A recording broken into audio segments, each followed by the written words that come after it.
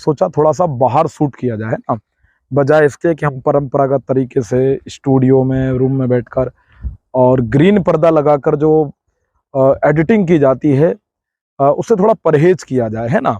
और बीच पहुंचा जाए कहीं नई जगह पर, क्योंकि जगहें भी हमें सिखाती हैं सभ्यता, भाषा, खान पान, ओढ़ पहराव वगैरह वगैरह।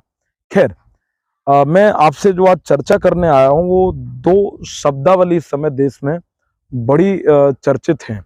एक तो है CAA, है ना, CAA, सिटीजन अमेंडमेंट एक्ट। दूसरा है इलेक्टोरल बॉन्ड। सवाल है कि क्या है।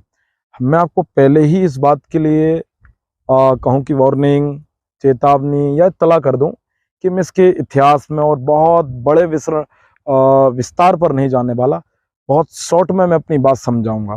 तो मैं पहले बात करता हूँ इलेक्टोरल बॉन्ड पर, ठीक है, जो सरकार लेकर आई थी, और ये अरुण जेटली साहब लेकर आए थे, जो मोदी सरकार में फाइनेंस मिनिस्टर हुआ करते थे, उनकी देन है।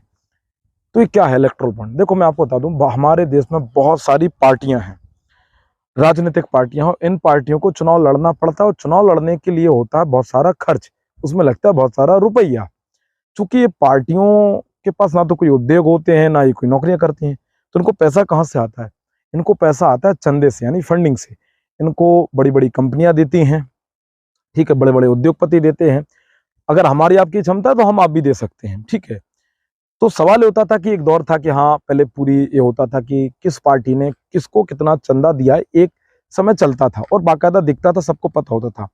लेकिन कुछ समय पहले जब अरुण जेटली साहब थे, तो मोदी सरकार में, या कहें कि भारत सरकार में, एक नियम आया कि इलेक्ट्रोल बॉन्ड के थ्रू अब चंदा दिया जाएगा, ठीक है, इलेक्ट्रोल बॉन्ड के थ्रू चंदा दिया जाएगा। और ये चंदा कैसे होगा कि जिस व्यक्ति को, जिस पार्टी को चंदा देना है, उसके साथ उसको करना ये होगा कि उस व्यक्ति को बैंक में जाना होगा, और उस बैंक का नाम होगा SBI। क्या होगा? उस SBI। तो उस SBI बैंक में हर पार्टी के अपने बॉन्ड होंगे, हर पार्टी के अपने बॉन्ड होंगे। उस बॉन्ड पर एक राशि लिखी होगी, ठीक है, वो सरकार ने तय करके रखी है, 1000 रुपए से शुरू होती है, वो अलग अलग चलती रहती है। तो जो व्यक्ति है, क्या है, जो व्यक्ति है या जो संस्था है या जो उद्योग कंपनी है, वो किसी पार्टी को चंदा देना जा रही है, तो बैंक में जाएगी, SBI से क्या करेगी, एक बॉन्ड लेगी, बोले कि हमें इतने 1000 का बॉन्ड दे दो, फला फला बॉन्ड का, इस पार्टी का। वो ठीक है, वो व्यक्ति लेके गया और वो बॉन्ड पार्टी को दे दिया। तो पार्टी जो है उस बॉन्ड को क्या करा लेगी, कैश करा लेगी, और पैसा किसके पास चला गया? पार्टी के पास, ठीक है। तो व्यक्ति और पार्टी को पता चल गया कि है, लेकिन इस बॉन्ड पर ना तो व्यक्ति का नाम है, ठीक है, अब ये जानकारी केवल बैंक के पास है। तो सवाल ये था कि ऐसे तो कोई व्यक्ति इतना चंदा दे देगा किसी पार्टी को कि वो पार्टी उस व्यक्ति की इच्छा से ही काम करने लगी, तो ये तो लोकतंत्र के लिए खतरनाक है। दूसरा ये है कि मान लो कोई व्यक्ति है, ठीक है, जैसे मैं ही हूं, मैं कर्ज में हूं, या मेरी कंपनी घाटे में चल रही है, या मेरी कोई ऐसी चीज अटकी हुई है कानूनी पेंच के कारण जो हो नहीं पा रही है, तो मैं चाह रहा हूं कि ये पार्टी इस बार सत्ता में आएगी, और मैं उस पार्टी को क्या कर दूं, फंड कर दूं। क्या कर दूं? फंड कर दूं, चंदा दे दूं, और वो पार्टी सरकार में आ जाए। अब मैं उस पार्टी से पैसे दे, जो मैंने दिए थे, उसकी कीमत अब मैं लूंगा। तो उस पार्टी से हो सकता है मैं इलीगल काम करवा लूं, गैर कानूनी काम करवा लूं, जो कि ये लोकतंत्र के लिए गलत है। तो सुप्रीम कोर्ट का कहना यही था SBI से कि आप हमें एक डेटा दीजिए, और उसमें बताइए कि किस व्यक्ति ने किस पार्टी को कितना चंदा दिया है। ये सुप्रीम कोर्ट का कहना था, बस, ठीक है। तो इसके बाद एक लिस्ट आई है, तो हम देख रहे हैं कि कुछ कंपनियों के नाम उजागर हुए हैं।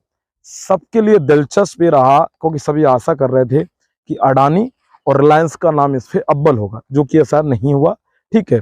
ये सबका भ्रम टूट गया। अब आगे देखते हैं, जैसे जैसे क्या नाम से सुप्रीम कोर्ट कलाइयां खोलेगा, धागे खोलेंगे, तो बातचीत आगे बढ़ती रहेगी, इसके बारे में अपडेट लगातार आती रहेगी।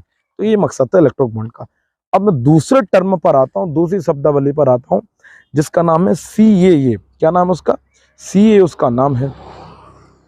CA क्या है? CA को लेकर सबसे बड़ी जो भ्रांति मैंने देखी है लोगों में, वो ये है कि ये नागरिकता छीनने का प्रावधान है। ये बात सही है कि नागरिकता से जुड़ा हुआ है, लेकिन नागरिकता छीनने का प्रावधान नहीं है। मैं आपको बता देता हूं, पाकिस्तान, बांग्लादेश और अफगानिस्तान, इन 3 देशों से गैर मुस्लिम समुदाय के लोगों को नागरिकता दी जाएगी भारत में, यदि ये वो लोग वहां पर धार्मिक प्रताड़ना झेल रहे हैं, ठीक है, ध्यान रखना, या वहां पर प्रताड़ित है। तो उन्हें भारत में क्या होगा, नागरिकता दी जाएगी। ये सीए में प्रावधान है। मतलब एक बात क्लियर है कि सीए नागरिकता देने का प्रावधान है, छीनने का तो इसमें कोई सवाल ही नहीं है।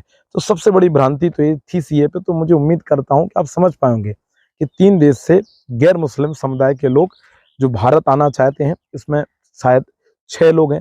तो शशांक भाई 6 लोग मुझे लगता है शामिल किए सरकार ने ना, हिंदू, पारसी, सिख, ईसाई, बौद्ध और जैन, इन लोगों को शामिल किया है सरकार ने। तो ये लोग आकर भारत में नागरिकता ले सकते हैं, मुस्लिमों को इसमें शामिल नहीं किया। तो इस बात पे निश्चित तौर पे मुस्लिम समुदाय की आपत्ति है, लेकिन उसे ये नहीं सोचना चाहिए, क्योंकि इसका कारण ये मैं बता रहा हूँ, क्योंकि जिन देशों का सरकार ने उल्लेख किया तो ऑलरेडी वहां पर पहले से ही मुस्लिम बहुसंख्यक है, तो उन पर तो अत्याचार होने की कोई ऐसी संभावना नहीं दिखती है। तो सरकार ने ये सोच समझ कर निर्णय लिया। तो मुझे लगता